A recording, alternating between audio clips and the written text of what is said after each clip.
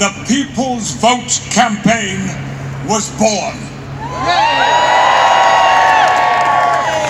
And furthermore, the weather is still on our side.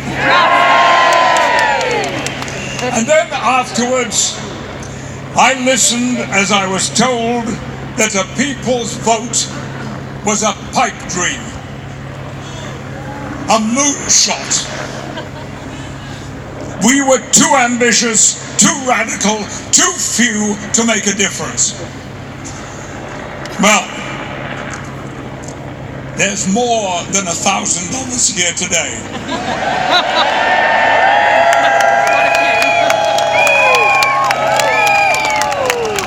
Yes, there is.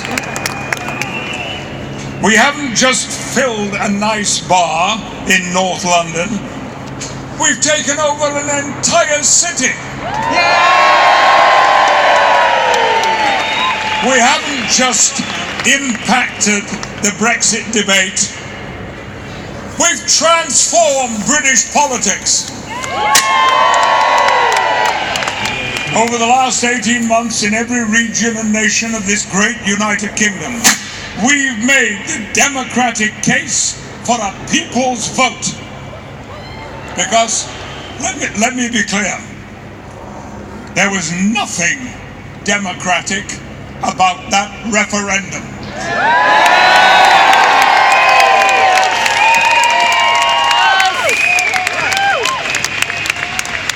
But they are still every day claiming that that is what it was. An act of democratic politics.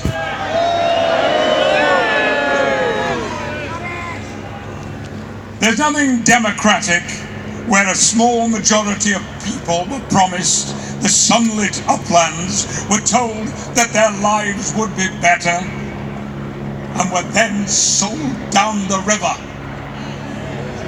People weren't just misled, they were lied to. By who? Lied to by the Brexit elite.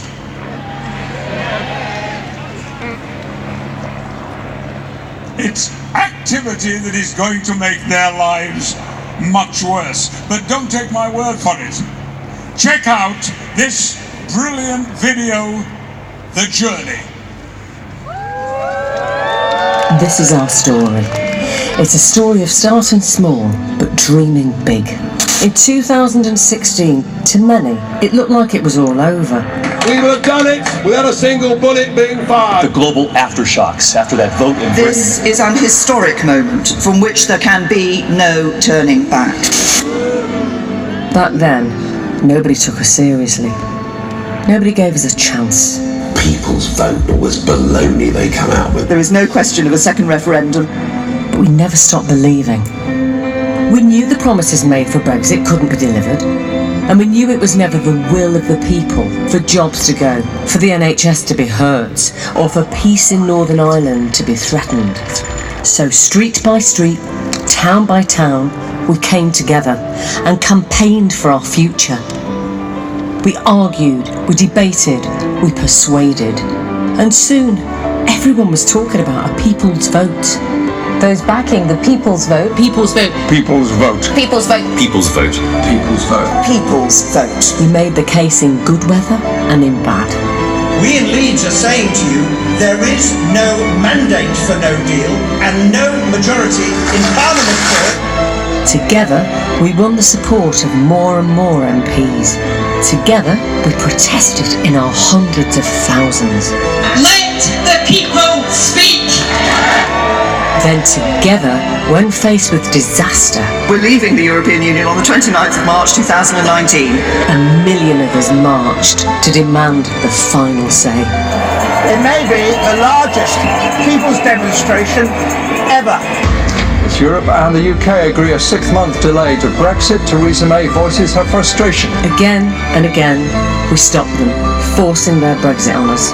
The no's were 292. The no's have it. For our country, for our future. We are the British patriots. and we will not be silenced now. So this march matters more than any other, because if they succeed, we all lose. We come from Manchester, from Bristol and Bray, from Derry and Swansea, from Birmingham, Glasgow and Hull, from the villages and towns, the countryside and the cities. We are the people. This is our fight. We are the People's Vote campaign. Let's finish this story. Let's change history together for the final say.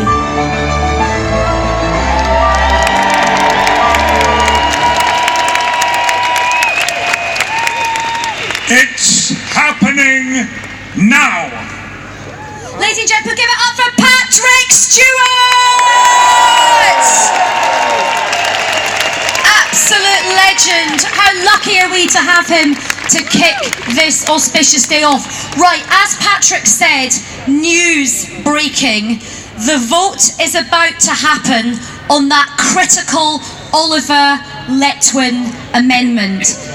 Yeah, so the stakes are really, really high. Let me just explain to you what this means. This is a really big moment today. If this amendment passes, it means that the government cannot pass the deal until all the legislation is properly sorted and, most importantly, properly scrutinised. Absolutely, absolutely. And it means critically that the Prime Minister Boris Johnson has to send a letter to the EU asking for an extension. Yes, because as every single one of you knows, we cannot take the risk of crashing out with no deal. And let's be honest, this is an issue of trust, isn't it? And would you trust this government as far? Absolutely. So we are not going to be duped. This amendment is critical, so we're going to cross over to Parliament. All eyes are on this. This is a really big moment, ladies and gentlemen. But let's make some noise so all the people who are about to vote in the lobby know what you think. Make some noise!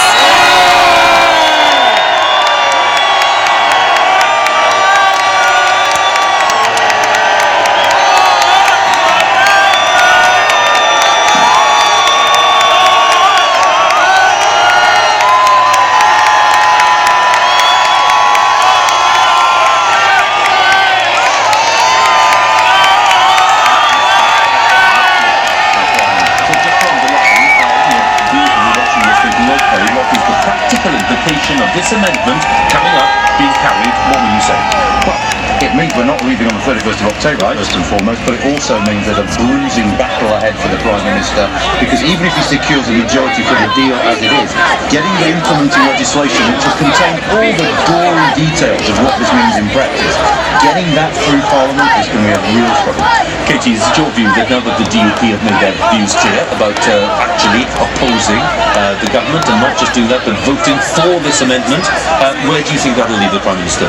Oh, I think, again, it's a difficult position he'll find himself in, but they will try and push and have a vote next week coming on the legislation.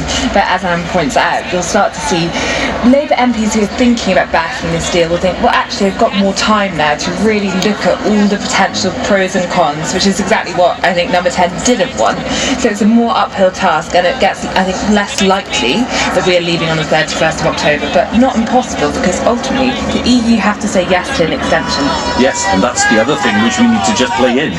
You know, we were in Brussels just a couple of days ago, and Mr. Juncker couldn't have been clearer. He stepped up to the microphone and was asked several times, you know, there's a deal and would you consider another extension? And he was very clear. He says, look, we have a deal. There is no argument for another extension.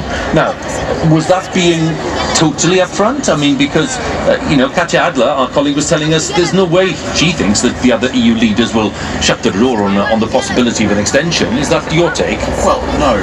Firstly, I mean, I think what he said was there's no need for a prolongation. He didn't say we're going to block it. Secondly, even if he had said we're going to block it, it's not up to him anyway, it's up to the heads of state and government.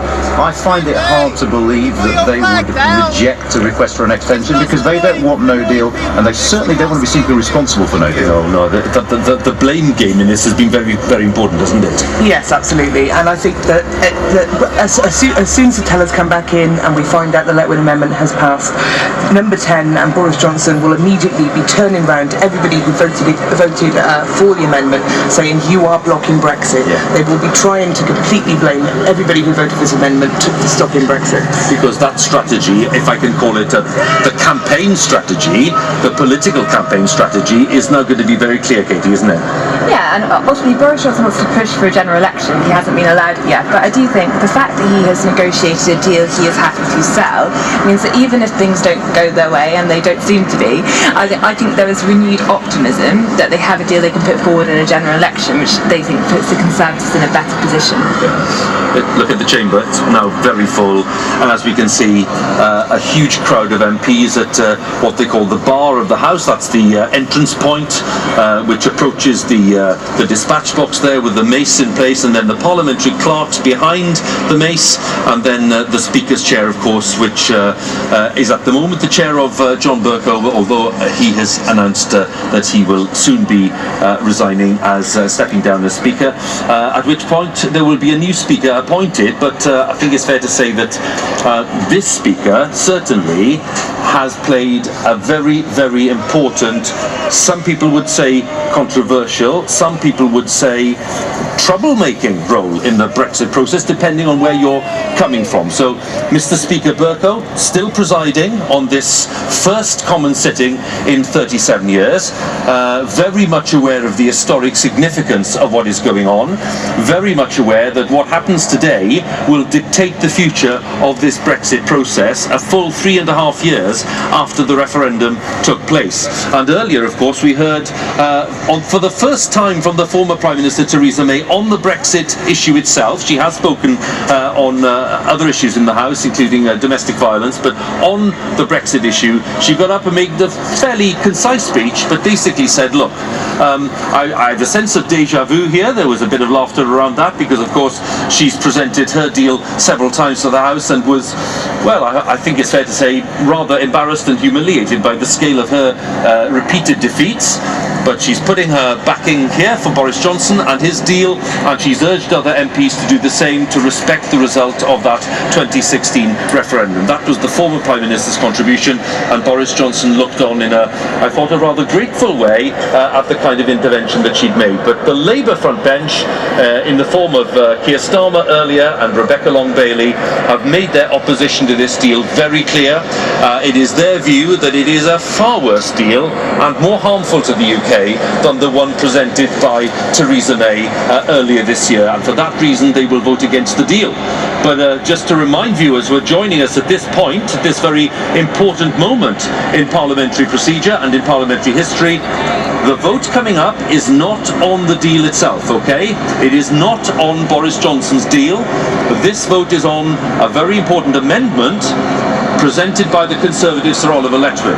And if this amendment is carried, it will have the effect of delaying the Brexit process, and it'll mean that the Prime Minister will be obliged by law to ask for an extension to the Brexit process. It is that important, and for that reason, if it is carried, we're not going to have that big vote on the Brexit deal today. Despite all the expectation, all the talk about today being the day of the big decision, the big D-Day, that will not be the case if this amendment is carried. The tellers are still not in place. We'll see 4 of them in place standing at the dispatch box when they're ready to announce the vote.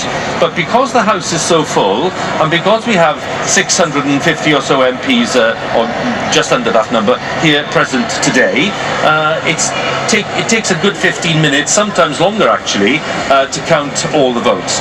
And as I look at this image, as we just stay on this image if we can, I'll bring my colleague Vicky Young back in again, who's just in the central lobby outside the chamber.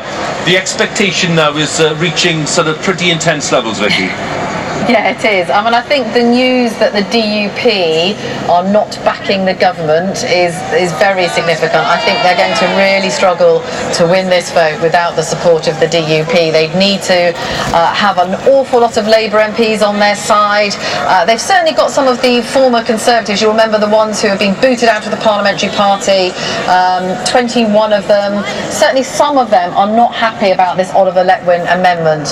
One of them, Alistair Burt, a former Foreign Office Minister, said, look, it's not what he wants. He wanted a delay to Brexit to be a possibility if there was no deal on the table. If Boris Johnson had decided to go for no deal, that's why he wanted it there. But he